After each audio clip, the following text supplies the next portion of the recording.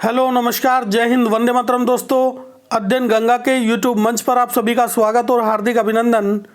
प्रतियोगी परीक्षाओं में पूर्ण सफलता के लिए अध्ययन गंगा यूट्यूब चैनल को सब्सक्राइब करें, बेल आइकन को प्रेस करें, जिससे कि लेटेस्ट वीडियो के नोटिफिकेशन आपको मिलते रहें। चलिए शुरू करते हैं आज का वीडियो। और आज आपके लिए बहुत बड़ी खुशखबरी है।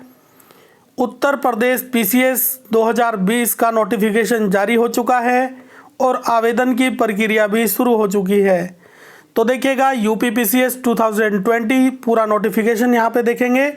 तो चलिए शुरू करते हैं आज का video. Combined state upper subordinate service PCS examination 2020, और ये आपका नोटिफिकेशन रिलीज हो चुका है।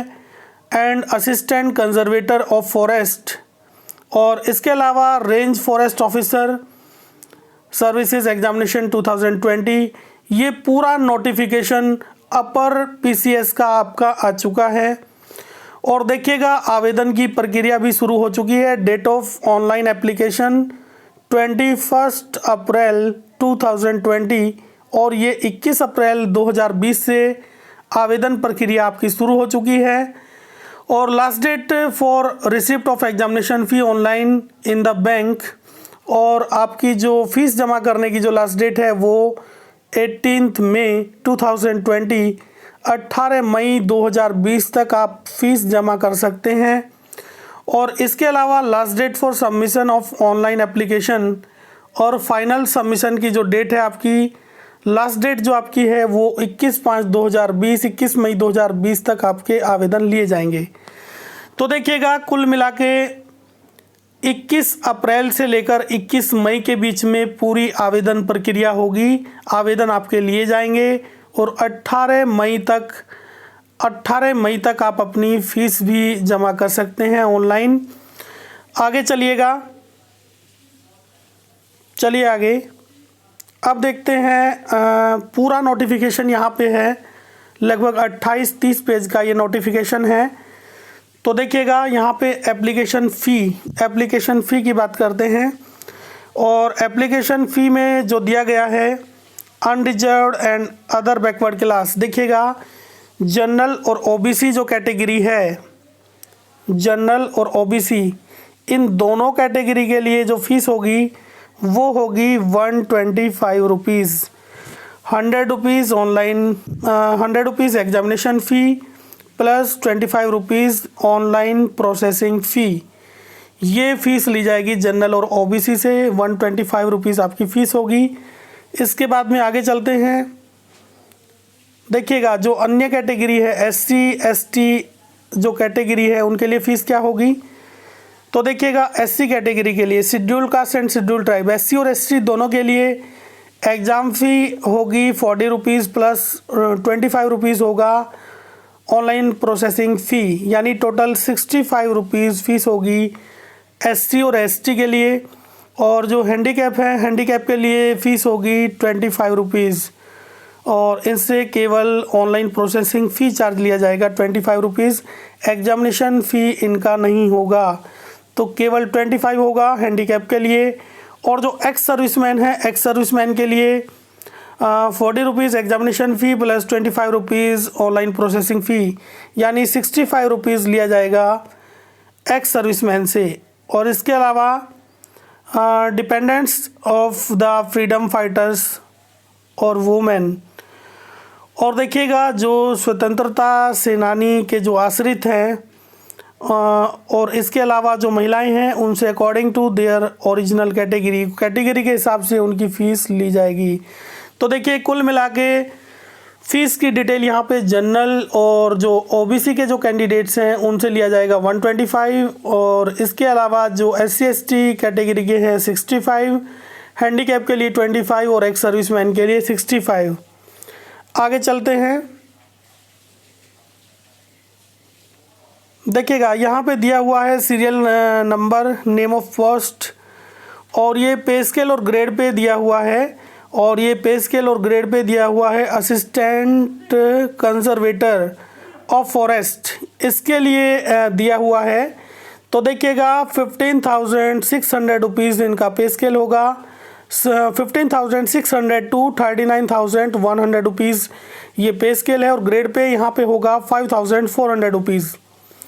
और इसके अलावा रेंज फॉरेस्ट ऑफिसर के लिए होगा 9,300 टू 34,800 ग्रेड पे, और 4,800 होगा ग्रेड पे होगा, और ये पे स्केल होगा 9,300 टू 34,800। तो चलिए आगे चलते हैं। इसके अलावा अभी सभी पदों की योग्यता हम देखेंगे। तो देखिएगा, बहुत ही महत्वपूर्ण, educational qualification for the post of included in the combined state upper subordinate service. देखिएगा, जो UPPCS है उसके लिए क्या योग्यता रहने वाली है, और जो कंबाइंड होगा, देखिएगा, the candidate must process bachelor degree of any recognised university और equivalent qualification up to the last date of receipt of application. देखिएगा, आवेदन की अंतिम तिथि तक बैचलर डिग्री आपके पास होना चाहिए अगर आप PCS का फॉर्म डालना चाहते हैं। जो कंबाइंड वाली जो वैकेंसी होती है अपर PCS में, उसमें केवल बैचलर डिग्री होना चाहिए। इसके अलावा जो विशेष कैटेगरी, विशेष वैकेंसी कुछ दी गई है, उसके लिए अलग अलग योग्यता होनी चाहिए। देखिएगा, सब registrar, assistant prosecuting officer transport, और इसके लिए होना चाहिए लॉ ग्रेजुएट होना चाहिए। सब रजिस्ट्रार के लिए होना चाहिए लॉ में ग्रेजुएट होना चाहिए। तो देखिएगा, यहाँ पे LLB मांगा गया है। इसके अलावा जो डिस्ट्रिक्ट बेसिक शिक्षा अधिकारी, और इसके अलावा associate DIOS and other equivalent administrative post, district administrative officer, इन सब के लिए पोस्ट ग्रेजुएट डिग्री मांगी गई है। देखिएगा, बेसिक शिक्षा अधिकारी के लिए भी, एसोसिएट DIOS के लिए, और इसके इक्वल जितने भी पोस्ट हैं उन सब के लिए मांगा गया है पोस्ट ग्रेजुएशन। इसके अलावा देखिएगा, डिस्ट्रिक्ट ऑडिट ऑफिसर के लिए जो रिवेन्यू ऑडिट होता है उसके लिए मांगा गया है कॉमर्स में ग्रेजुएट। देखिएगा, कॉमर्स से ग्रेजुएट होना चाहिए। आगे चलते हैं। देखिएगा, कॉमर्स ग्रेजुएट होना चाहिए। इसके अलावा देखिएगा, नेक्स्ट पोस्ट देखते हैं, assistant controller legal measurement grade first and assistant controller legal measurements grade second. इसके लिए degree in science with physics और मैकेनिकल इंजीनियरिंग में डिग्री होनी चाहिए। तो ये इसके लिए योग्यता है। नेक्स्ट चलते हैं, असिस्टेंट लेबर कमिश्नर, और इसके लिए degree in arts with sociology और economics as per a subject.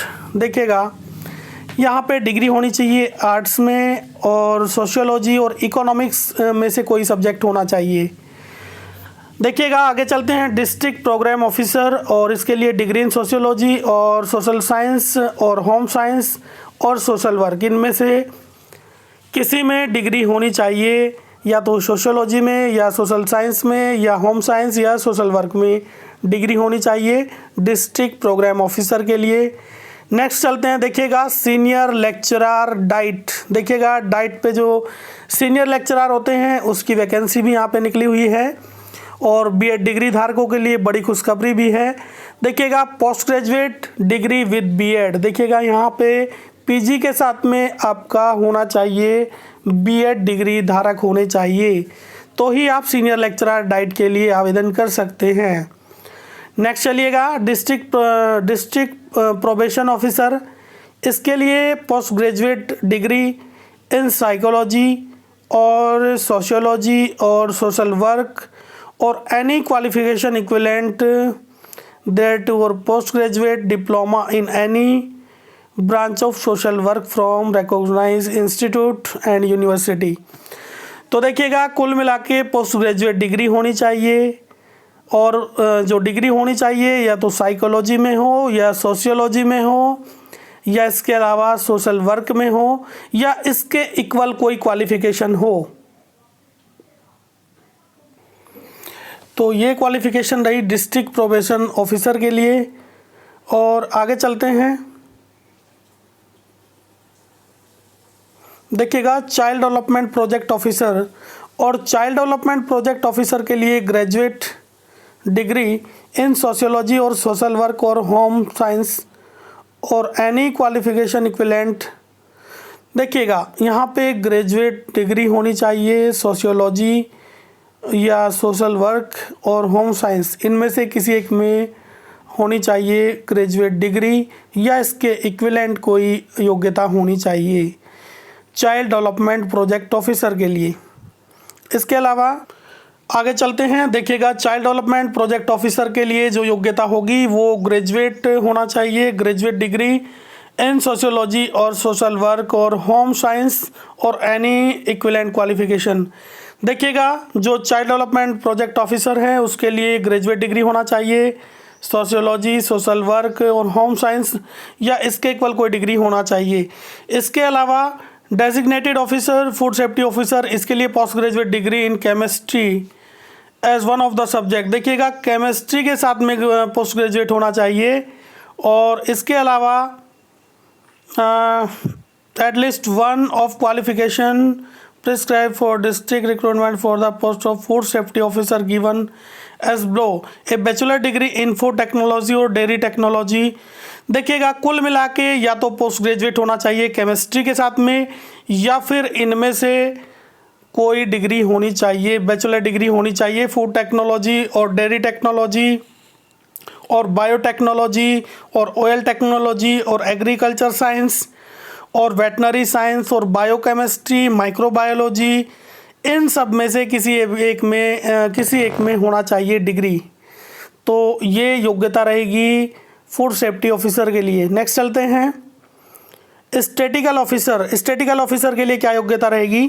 Post graduate degree in mathematics और मैथमेटिकल स्टैटिक्स और agriculture statistics from an university recognized by law in India of और equivalent qualification recognized by the government. देखिएगा statistical officer के लिए post graduate degree होना चाहिए maths के साथ में, या मैथमेटिकल स्टैटिक्स के साथ में, या स्टैटिक्स के साथ में, या एग्रीकल्चरल स्टैटिक्स के साथ में।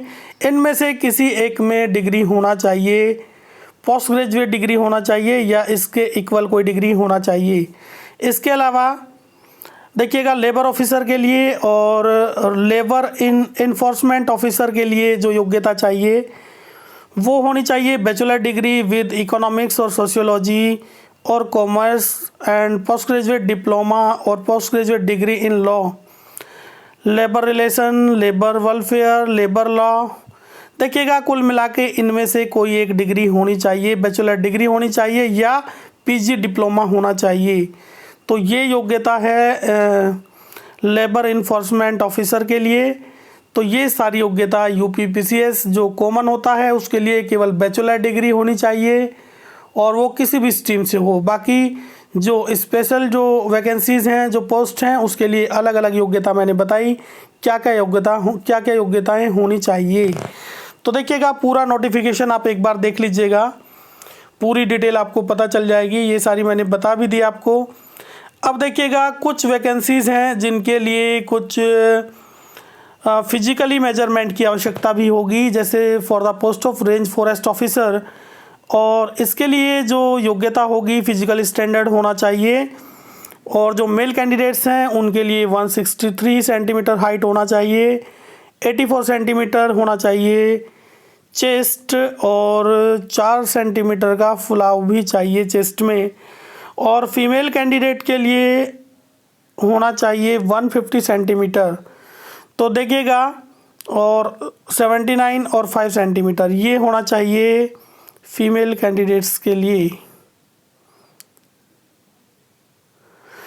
तो कुल मिला के हाइट जो है वो रेंज फॉरेस्ट ऑफिसर के लिए मेल कैंडिडेट के लिए 163 और फीमेल कैंडिडेट के लिए होना चाहिए 153।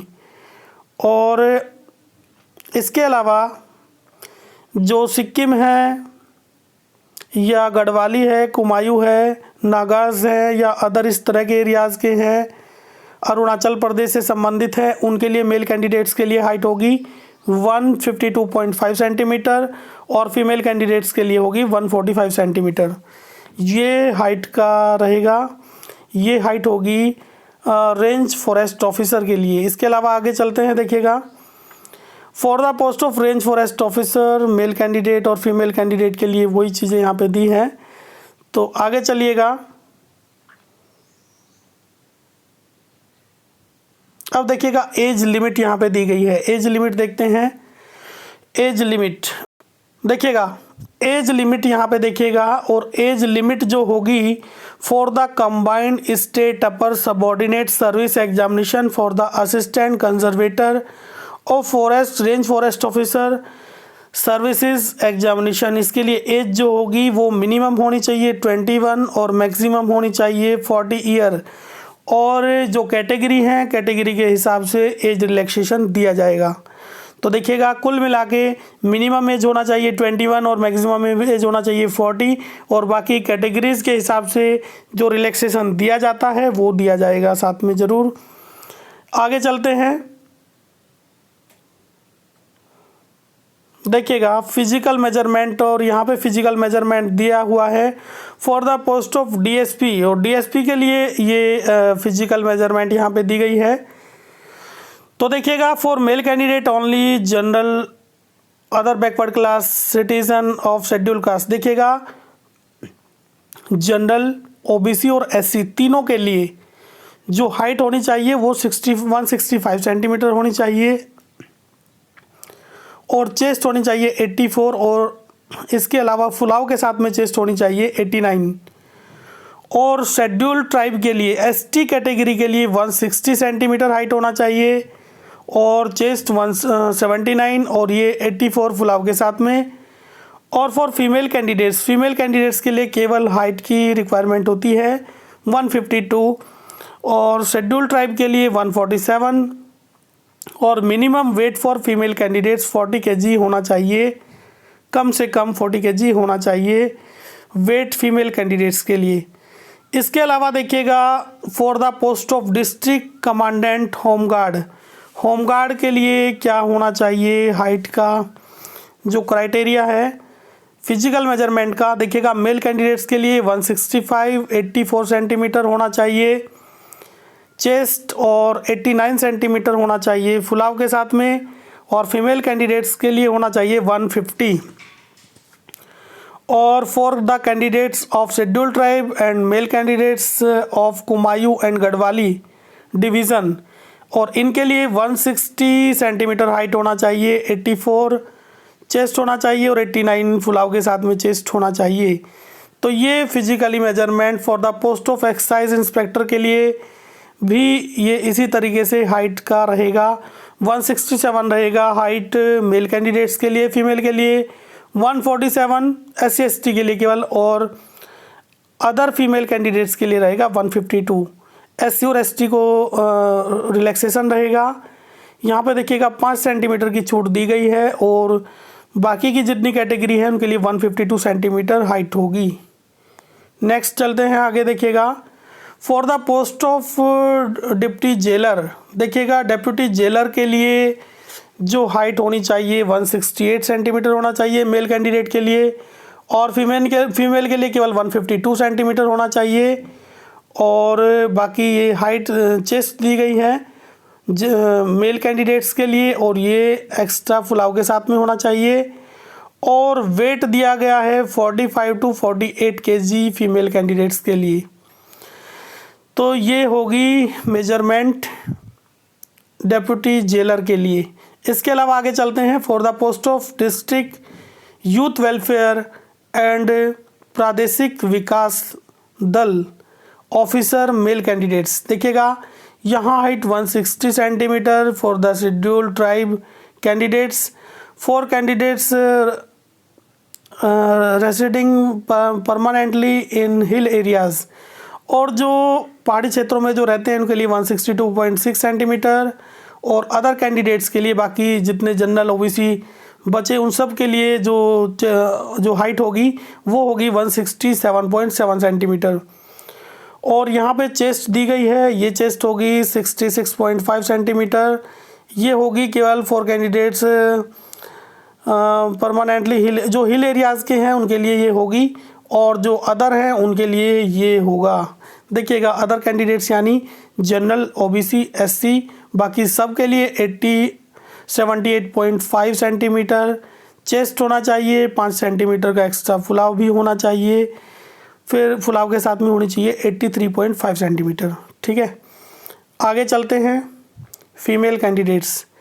और फीमेल कैंडिडेट्स के लिए देखिएगा 147 सेंटीमीटर होनी चाहिए हिल एरियाज़ के जो कैंडिडेट्स हैं, और बाकी के जो बचे उनके लिए 152 सेंटीमीटर होना चाहिए हाइट। तो देखिएगा ये महिलाओं के लिए। तो देखिए यहाँ पे लगभग संपूर्ण जानकारी आपको दी गई, और नीचे आपका जो पूरा परफॉर्मा है वो भी दिया गया है, कैसे आपको फॉर्म सबमिट करना है। तो पूरी सावधानी के साथ में आपको फॉर्म को सबमिट करना है। और इसके अलावा यहाँ पे देखिएगा, यहाँ पे आपको डिटेल दी गई है आपके एग्ज़ाम की, और पहले आपका प्री एग्ज़ाम होगा, और प्रीलिम्स के लिए यहाँ पे जानकारी दी गई है, और मेंस की भी जानकारी दी गई है। देखिएगा, देखते हैं जो आपका प्लान ऑफ एग्जामिनेशन, और प्लान ऑफ एग्जामिनेशन में देखते हैं यहाँ पे जो आपका प्री एग्ज़ाम होगा।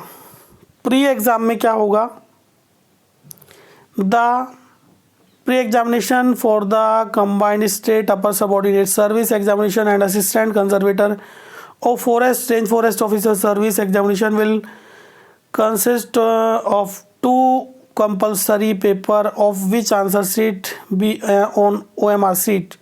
देखिएगा, कुल मिला के बात यही है कि आपके 2 पेपर होंगे प्री एग्ज़ाम में, और दोनों ही ऑब्जेक्टिव टाइप होंगे, OMR सीट के ऊपर आपके होंगे। The syllabus of combined state upper subordinate service examination and assistant conservator forest range and examination, the paper shall be 200 marks each and 2 hour duration. देखिएगा, दोनों पेपर आपके 200 अंकों के होंगे, और 2 घंटे का समय होगा एग्ज़ाम का। और क्वेश्चन की यदि बात करें तो एक पेपर में आपके होंगे 150, और दूसरे पेपर में आपके 100 क्वेश्चन होंगे। The time of paper will be from 9:30 to 11:30 और 2:30 to 4:30। देखिएगा, 2 शिफ्ट में आपको कराया जाएगा। फर्स्ट मीटिंग में आपका फर्स्ट पेपर होगा 9:30 to 11:30, 2 घंटे का होगा, और सेकंड पेपर जो आपका होगा वो 2:30 to 4:30 PM आपका होगा। तो ये प्री की पूरी डिटेल देखिएगा, प्रीलिम्स की पूरी डिटेल यहाँ पे दी गई है कि आपके 2 ऑब्जेक्टिव टाइप एग्ज़ाम होंगे, और प्री में छटनी ही केवल होती है, 2 एग्ज़ाम यहाँ पे होंगे, 200 अंकों के ये होंगे आपके। और इसके बाद फिर मेंस की प्रक्रिया होगी, और मेंस की डिटेल भी यहाँ पे दी गई है। और मेंस में जो आपके जो कंपलसरी जो सब्जेक्ट होते हैं, देखिएगा, जो कंपलसरी आपके जो पेपर होते हैं उनको देखिएगा। फर्स्ट पेपर आपका होता है ये जनरल हिंदी, ये सबके लिए कंपलसरी हैं, 6 के 6 पेपर। जनरल हिंदी ये आपका 150 मार्क्स का होता है। ये मेंस की बात है यहाँ पे। प्री में केवल आपके 2 ही पेपर होंगे, दोनों ऑब्जेक्टिव टाइप होंगे, और मेंस में आपके ये जो 6 आपके जो पेपर होंगे ये कंपलसरी सब्जेक्ट हैं। ऐसे सबका होगा 150 मार्क्स का ही होगा, और जनरल स्टडी के आपके 4 पेपर होंगे, फर्स्ट, सेकंड, थर्ड और फोर्थ, 200 मार्क्स ईच पेपर होगा आपका। 200 अंकों का आपकी परीक्षा होगी ये सारे पेपर। तो देखिएगा, कुल मिला के ये 6 पेपर आपके कंपलसरी होंगे यूपी PCS 2020 के लिए। मेंस के लिए ये आपके सारे सब्जेक्ट होंगे कंपलसरी, और कंपलसरी के अलावा जो ऑप्शनली सब्जेक्ट आपका होता है वो आपको इनमें से कोई एक चूज़ करना होगा। यहाँ पे सारे सब्जेक्ट दिए हुए हैं, सारा उनका सिलेबस दिया हुआ है, पूरी डिटेल आपको देख लेनी चाहिए, और आपको पूरा जो नोटिफिकेशन है वो पूरा डीपली एक बार देखना चाहिए। और यहाँ पे आपको पूरी जानकारी दी गई। ये वीडियो आपको कैसी लगी? अगर अच्छी लगी तो लाइक ज़रूर करिएगा, ज़्यादा से ज़्यादा शेयर करिएगा और अध्ययन गंगा यूट्यूब चैनल को सब्सक्राइब ज़रूर करें, जिससे कि लेटेस्ट वीडियो के नोटिफिकेशन आपको मिलते रहें और बेल आइकन को भी प्रेस करिएगा। जय हिंद, जय भारत।